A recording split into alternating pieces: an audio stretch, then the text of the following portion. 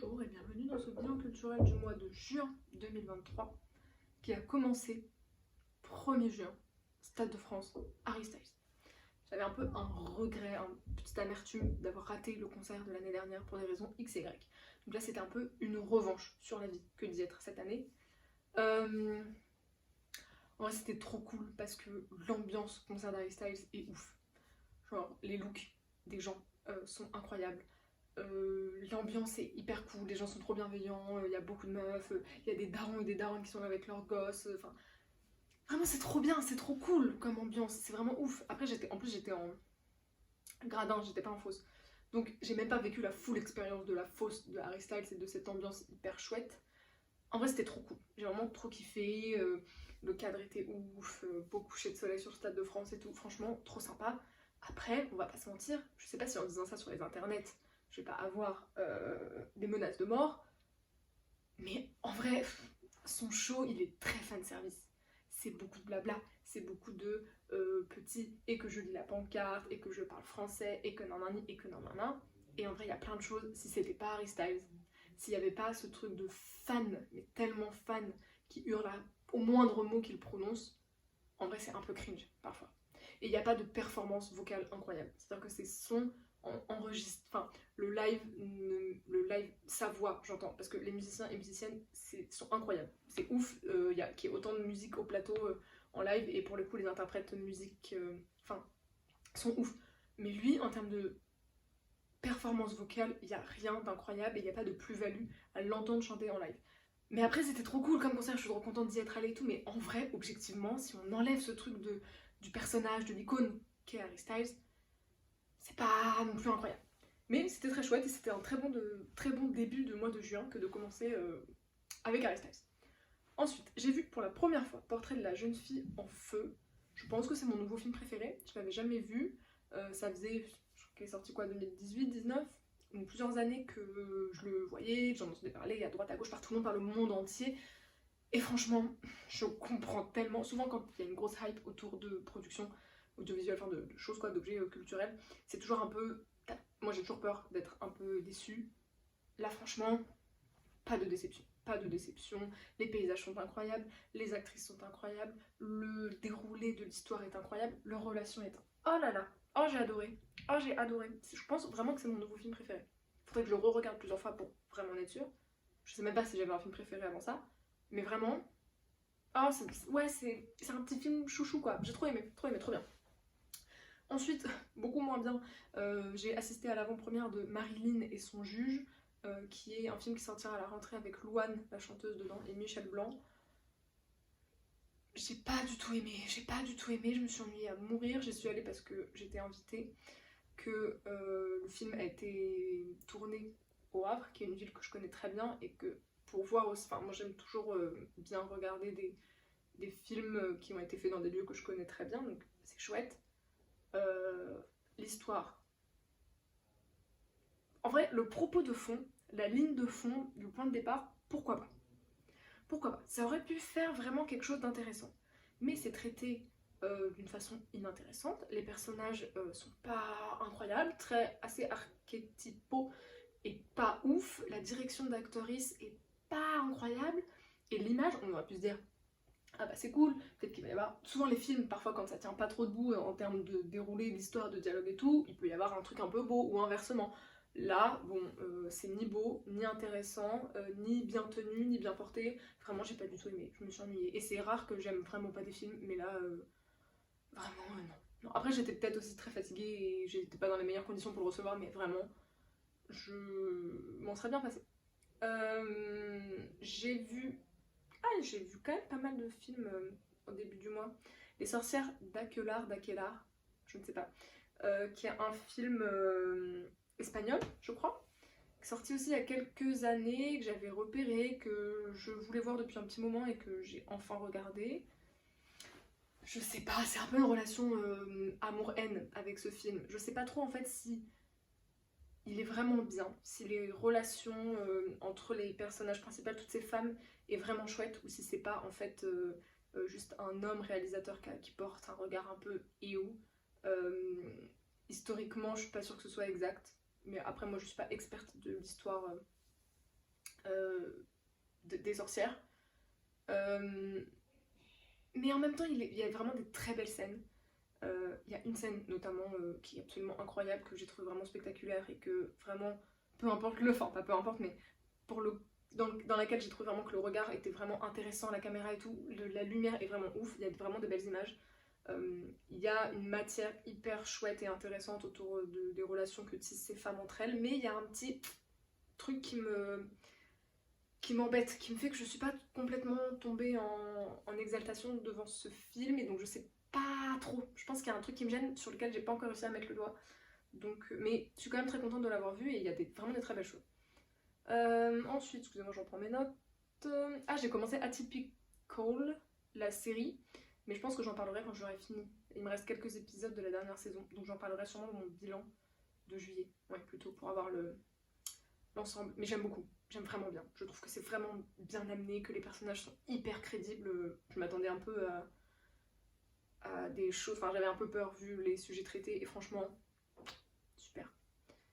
J'ai vu l'exposition, ouais, marquée en Normandie au musée Malraux, musée d'art moderne du Havre. Pas ouf, rien d'exceptionnel. En vrai, il y a des belles choses, il y a des belles couleurs, mais c'est pas incroyable. Après, en même temps, je suis pas non plus experte de l'impressionnisme, je suis pas experte globalement d'art visuel et d'histoire de l'art, donc bon. Voilà, j'ai pas non plus un regard et un discours toujours qui fait sens à porter dessus, mais c'était pas incroyable, mais c'était chouette. C'était une chouette expo, j'ai pas été subjuguée par les offres que j'ai vues, ni par le déroulé de l'expo, ni par le propos, enfin ça, y a un peu rien. Enfin, y a rien de particulier quoi à en dire. Mais il y a vraiment des belles images, des belles couleurs dans ces tableaux. En exposition d'art contemporain, cette fois-ci, j'ai vu Songe d'un jour d'été, qui est une exposition de Philippe Maillot, art contemporain, je l'ai déjà dit. Il y avait des choses très sympas, des choses un peu bizarres. Globalement, ces installations, j'étais un peu perplexe, dirons-nous. Ses œuvres visuelles, vraiment dessin, peinture, etc., son style, sa marque graphique, esthétique, j'aime bien. J'aime bien son trait, j'aime bien ses dessins, son univers visuel. Mais ses installations, j'étais un peu moins convaincue. Mais franchement, c'était hyper intéressant, parce que je vois pas beaucoup, en fait, d'art. Enfin, globalement, je vois pas énormément d'art visuel. Mais l'art contemporain, c'est pas du tout une approche que j'ai de l'art, parce que souvent, je vais dans des musées d'art, plutôt historique, quoi. Art moderne, c'est un peu Enfin, je vais jusqu'à l'art moderne, mais rarement après. Et là, du coup, j'étais contente de voir cette expo. Et vraiment, ouais, je trouve que son style graphique, visuel, de dessin, sa patte, quoi, est assez chouette. Mais il y a des choses où j'étais un peu... Pourquoi l'art contemporain? Mais bon, en passant, je pense que c'est un peu aussi l'objectif Enfin, le concept même de l'art contemporain. Ensuite, j'ai lu la BD Kaltoum, qui a été... Alors, attendez... Dessinée par Shadia Loueslati, je fais massacrer leur nom de famille les pauvres, et écrite par Nadia Atroubi Saf, je crois que c'est ça, qui est journaliste, que j'avais eu l'occasion de rencontrer il y a quelques mois en conférence. C'est sur la vie Kaltoum, mais pas sur sa vie d'artiste, sur plutôt comment est-ce qu'elle est devenue Kaltoum, et donc comment cette star internationale, cette diva, prêtresse, j'exagère, mais enfin, cette grande dame du monde arabe est devenue ce qu'elle est devenue, donc c'était assez chouette historiquement. Enfin, moi, encore une fois, je suis pas historienne Kaltoum, donc je ne sais pas ce qui est exact ou pas exact, mais j'ai trouvé ça hyper intéressant de voir comment tout se déroulait, quoi, de comment Kaltoum est devenue Kaltoum, ça c'était chouette. Et le dessin était plutôt sympa, c'est une dessinatrice enfant, jeunesse, Shadia, et ça se voit dans les traits qui sont très ronds et tout, j'ai bien aimé son dessin, donc c'était chouette, c'était une chouette lecture, ça se lit rapidement, c'est facile, c'est vraiment très sympa. J'ai vu L'île rouge de Robin Campillo, j'y suis allée à la base juste parce que c'est Robin Campillo, que je voulais voir son dernier film. C'est l'histoire, en fait le film raconte à travers les yeux d'un petit garçon la vie d'une famille française sur une base militaire à Madagascar dans les années 50 je crois, 50 ou 70, voilà, j'ai vachement été... attentive, et je connaissais vachement cette histoire, voyez-vous. En fait, c'est quelques années après que Madagascar soit devenue indépendante, il y a encore des bases militaires françaises à Madagascar, et donc c'est l'histoire, quoi, la vie, le quotidien de cette famille française sur cette base militaire d'un pays qui n'est pas le leur. J'avais un peu peur parce que c'est des sujets toujours un peu compliqués, délicats à traiter à l'écran, je pense. Et en fait, j'ai été très agréablement surprise. Je trouve que c'est vraiment bien amené, que de mettre ça à travers les yeux de ce petit garçon, ça fonctionne bien. Que le propos qui est tenu, le parti pris sur cette histoire est assez juste et rien n'est in your face, quoi. Tout est assez subtil dans le fait que en fait, je trouve ça fou comment il arrive à montrer que en fait, ça ne va pas, cette situation, ça n'est pas normal, ça devrait pas se passer comme ça. Et pourtant, eux, ils le vivent comme si tout était normal. Et nous, on arrive en tant que spectateur, spectatrice, à percevoir qu'il y a quelque chose qui cloche, tout en ce que ça ne nous soit pas envoyé à la face comme ça en mode « Eh, regardez, c'est pas bien !» Donc vraiment, j'ai trouvé ça d'une grande subtilité, d'une grande justesse justement dans cette subtilité. J'ai trouvé ça vraiment, vraiment bien. Franchement, je recommande vraiment ce film. Je le trouve vraiment bien amené, bien porté, bien tenu, ça se déroule bien, il y a des temps de silence, il y a vraiment des très belles scènes. Il y a une scène notamment de projection sur une plage qui est assez incroyable. Et c'est vraiment un film bien, ouais. J'ai vu Asteroid City, dernier film de Wes Anderson. Je pense que j'irai, enfin je dis ça à chaque fois mais je vais jamais revoir les films parce que j'ai jamais le temps, mais j'aimerais bien le revoir. Je l'ai trouvé... En fait j'ai l'impression que je sais pas faire preuve de la moindre objectivité quand il s'agit de Wes Anderson, mais bon déjà je l'ai trouvé incroyable. Je trouve l'esthétique et les couleurs, mais incroyable. Et j'ai l'impression qu'à chaque film c'est de plus en plus incroyable. Là vraiment, les couleurs, oh là là, je peux mourir. Enfin, j'exagère à peine. Toujours dans la bulle. Mais c'est vraiment trop beau. Trop beau. Le casting est toujours 5 étoiles. La direction d'actrice est toujours super. Cet absurde dans les dialogues, dans le déroulé, dans l'histoire, dans les personnages, dans la mise en scène. Enfin, je trouve que tout fonctionne dans ce film. L'histoire, au début j'étais un peu en mode... Ça n'a aucun sens. Alors, c'est pas fait... Enfin, globalement, Wes Anderson ça n'a pas de sens, mais là j'étais vraiment genre... Enfin, ça n'a pas de sens. Si, ça a un sens, mais c'est absurde, quoi. Là, je suis vraiment, mais ça c'est pas juste de l'absurde, là ça n'a aucun sens, je suis un peu confuse. Et en fait, si, quand il réfléchit, parce que j'ai réfléchi après à ce film, et je me dis, mais en fait oui, c'est vrai qu'il y a un propos qui se déroule, qui se tient, enfin, c'est-à-dire qu'il n'a pas de sens parce que ça n'a pas de sens. Ça veut rien dire. Ça n'a pas de sens, mais ça se tient, quoi. Bref, en tout cas, j'ai beaucoup aimé ce film, mais encore une fois, je suis pas sûre d'être hyper objective parce que bah, quand c'est Wes Anderson, je trouve ça toujours super, j'ai l'impression. Donc voilà, mais en tout cas, à voir, ne serait-ce que parce que bah, c'est trop beau. Trop beau, vraiment très beau. Voilà, pour Wes Anderson. J'ai également... j'ai visité le musée d'art moderne de la ville de Paris. C'était la première fois que j'y allais. J'ai pas fait toutes les salles, mais je découvrais. Je trouve qu'ils ont des assez chouettes collections, des très beaux espaces. Donc j'étais contente de faire cette découverte, c'était vraiment sympa. Ouais, je pense que j'y retournerai pour un peu approfondir les collections, parce qu'encore une fois, j'ai pas eu le temps de tout faire, mais c'était vraiment bien. Enfin, j'ai vraiment bien aimé cette visite. Et juste en face, je suis allée visiter au Palais Galliera l'exposition La mode en mouvement, qui est celle qui est au sous-sol, et l'exposition 1997 Fashion Big Bang, qui est à l'étage. C'est les deux expos du Palais Galliera que j'ai trouvé aussi très bien. L'art en mouvement, c'est plus vraiment historique, explicatif, j'exagère, mais vraiment sur voilà, un déroulé historique de comment est-ce que la mode en mouvement, pas l'art en mouvement du tout, la mode en mouvement, parce que c'est le musée de la mode de Paris. La mode en mouvement, c'est vraiment comment est-ce que le vêtement, au fur et à mesure des années, des décennies, des siècles, s'est adapté à l'activité physique des gens. Et ça part de comment est-ce que les femmes qui avaient des robes et des corsets énormissimes en sont arrivées à avoir des tenues de tennis, enfin voilà, les premiers vêtements de sport, les premiers vêtements de bain, etc. C'était vraiment chouette, d'un point de vue plutôt historique, plutôt informatif. Qui était très bien. Et 1997 Fashion Big Bang, c'est voilà, l'expo, elle se concentre sur l'année 1997 et tous les bouleversements que la mode a connus dans cette année-là. Donc ça va de le premier défilé de tel créateur, trice dans telle maison, enfin voilà. Et voilà, des choses un peu... je trouve ça fou d'avoir assez de matière dans l'histoire de la mode pour faire une exposition sur une année.